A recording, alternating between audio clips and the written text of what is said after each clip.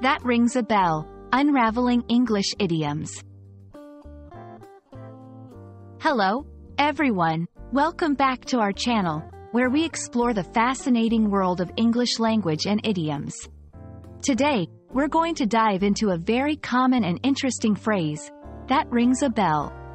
If you're eager to sound more like a native English speaker or just curious about English idioms, you're in the right place. That rings a bell is an idiom used when something sounds familiar, but you can't quite remember the details. It's like when you hear a bell ringing, and it reminds you of something, but you can't exactly recall what it is. This phrase is often used in casual conversations. The origin of "that rings a bell" is quite intriguing. It's believed to date back to a time when bells were used to signal various events in a community, like church services or emergencies. The sound of a bell would remind people of these events, even if they weren't immediately sure why. This historical context adds a layer of richness to the phrase. Let's see how this idiom is used in everyday conversations. 1. Person A. Do you remember John from high school? Person B. The name doesn't immediately come to mind, but it does ring a bell. 2. Person A.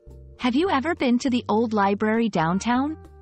Person B. I'm not sure, but that description rings a bell. In these examples, the phrase is used to express a vague or partial recollection of something. Interestingly, there are variations of this idiom. For example, it doesn't ring any bells.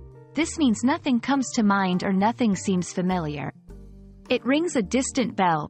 This suggests that something is vaguely remembered. Understanding these variations can help you better grasp the nuances of English expressions.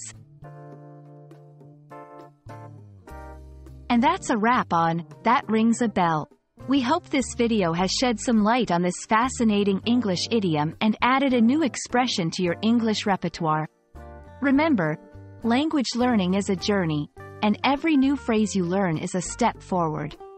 Until next time, keep practicing and stay curious.